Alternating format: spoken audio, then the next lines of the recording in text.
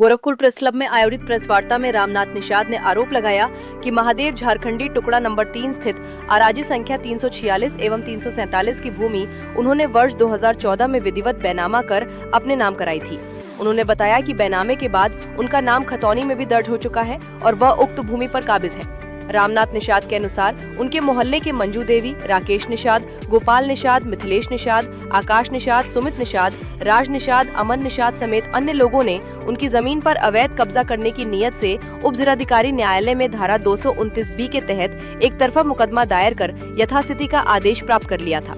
उन्होंने दावा किया कि यह मुकदमा और यथास्थिति का आदेश 7 अप्रैल 2025 को न्यायालय द्वारा खारिज किया जा चुका है। उन्होंने बताया कि मुख्यमंत्री की त्वरित आर्थिक विकास योजना के तहत उक्त क्षेत्र में नाली और सड़क निर्माण की स्वीकृति मिली है। इसी क्रम में 23 जुलाई 2026 को जनहित में सड़क निर्माण के लिए अपनी भूमि पर साफ सफाई का कार्य कराया जा रहा था। आरोप है कि उसी दौरान कुछ लोगों ने एक स्थानीय राजनीतिक नेता के सहयोग से निर्माण कार्य का विरोध किया तथा रास्ता अवरुद्ध करने का प्रयास किया।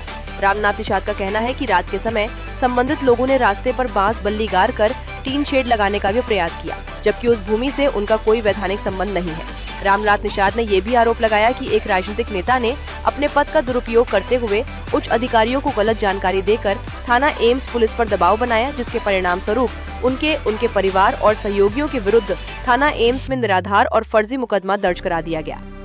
सबसे पहले मैं आप लोगों के माध्यम से प्रिंट मीडिया और इलेक्ट्रॉनिक मीडिया के सभी बंधुओं को नमस्कार करता हूं। आप लोगों ने 2 दिन पहले समाचार पत्रों द्वारा और यूट्यूब चैनलों द्वारा और अन्य खबरों द्वारा आप लोगों को ये सुनने को मिला होगा कि झरना टोला में किसी की ज़मीन कब्जा कर ली गई है, जबकि ये असत्य है। ज़मीन कब्जा नहीं करी है। जिसको इल्ज़ाम लगाया जा रहा है वो ज़मीन का मालिक मैं हूँ। मैं अपने ज़मीन पर वहाँ साफ़ सफाई करा रहा था, लेकिन और जबकि हमारे पास आप लोग देख सकते हैं हर चीज़ है। आप अपना परिचय दीजिए। मैं रामनाथ निषाद, मेरी धर्मपत्नी है ये श्रीमती माया देवी। हम लोग वार्ड का सेवा करते हैं। पार्षद हैं आप? जी, ये 23 तारीख का वाकया है। हम अपने ज़मीन पर कुछ लेबरों को लगा करके साफ सफाई करा रहे थे। वैसे में हमारे मोहल्ले की ये मंजू देवी हैं जो हमारे ज़मीन पे गलत नीयत रखती हैं, बार बार आती जाती रहती हैं। वो 2008 से आज तक 18 साल का समय बीत गया। हमें बिना वजह का, बिना उनके पास कोई एक ज़मीन पे संबंधित कोई कागज़ भी नहीं है, लेकिन 18 साल तक उन्होंने मुकदमा हमको लड़ाया है। और ये उनका हर जगह से दीवानी से मुकदमा खारिज हो गया। मंजू देवी कौन है? मंजू देवी हमारे मोहल्ले के ही रहने वाली हैं। ये देखिए, ये दीवानी क्या करते हैं? दीवानी से भी इससे खारिज, उनका मुकदमा खारिज हो गया। और यहाँ पर अपने उप जिलाधिकारी के यहाँ से भी उनका मुकदमा खारिज हो गया। लेकिन वो हमारे ज़मीन पर कुछ वहाँ के स्थानीय गुंडों को लेकर के, भूमाफियाओं को लेकर के, और हमारे ज़मीन पर हमारे मोहल्ले के एक बड़े नेता का भी नज़र है, और उसके साथ में मिल करके वो ज़मीन को कब्जा कर लेना चाहती हैं। कौन है नेता? हमारे जिसको हमने पार्षदी में 2023 में हमने हराया था, शिकस्त दिया था। क्या नाम है? नाम का सब जान रहे, सब जब वार्ड जान रहे हैं तो बताने में क्या दिक्कत है? वो हमारे पीछे हमेशा पड़े रहते हैं और अनेक प्रकार का गुत्ती लगाते रहते हैं कि मैं इनके ऊपर किस प्रकार से मुकदमा उठाऊं। उनको ये मौका मिला, जबकि वो सच्चाई को नहीं जान रहे थे। सच्चाई को यदि जानते तो हमारा साथ देते। जब कोर्ट ने उसे हमको ज़मीन दे दिया है, मैं रजिस्ट्री है, मेरे नाम से रजिस्ट्री है सर, आप देख सकते हैं। और आज उनके पैरवी से ये देखिए रजिस्ट्री है हमारे नाम से, इंतखाब है हमारा, ये हमारा इंतखाब भी है हमारे पास है। मैं इसका ज़मीन का मालिक हूँ। किसी प्रकार से किसी को उसका स्वामित्व तो नहीं है, मैं वहाँ मालिक हूँ। अब चूँकि हम लोग मैडम पार्षद हैं, वहाँ पर उस रास्ते से लगभग 50-60 लोगों के घर जाने के लिए रास्ता अवरुद्ध हो रहा था।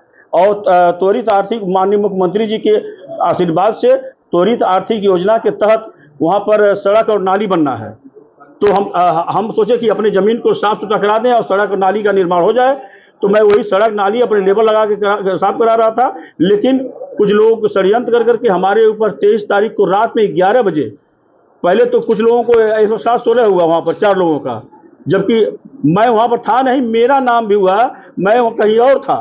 जो लोग नहीं थे, ये एक षड्यंत्र के तहत सबका नाम उसमें जोड़ करके हमें हैरान परेशान करने के लिए थाना यम्स में FIR करा दिया गया है। और अभी मैं SSP साहब से मैडम मिल करके आई हैं, CO साहब से मिल करके आई हैं, अपनी बात कर रही हैं।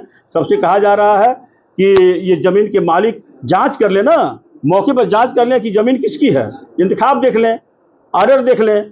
जब हर जगह ज़मीन मेरी है तो आखिर में ये मुकदमा मेरे ऊपर कैसे हुआ? अगर यदि किसी के फ़ोन के द्वारा ही अगर मुकदमा होता रहा तो ऐसे कैसे चलेगा? किसके फोन द्वारा हुआ? अब हमारे विपक्ष में कुछ लोग हैं, वो फोन करके हमारे पर मुकदमा करा दिए हैं। सपा और के नेता हैं? सपा के नेता? नहीं, हमारे पार्टी के ही नेता है, भारतीय जनता पार्टी के ही नेता हैं, पदाधिकारी हैं? हाँ पदाधिकारी हैं। लेकिन उनको ये नहीं समझ में आ रहा है कि पदाधिकारी का क्या काम होता है। पदाधिकारी जब आदमी बड़ा हो जाता है तो और धैर्यवान हो जाता है। पूर्व पार्षद हैं? पूर्व पार्षद ही हैं, हमारे अपने पार्टी के ही हैं, मैं बता रहा हूँ ना, हमारे पार्टी के ही हैं।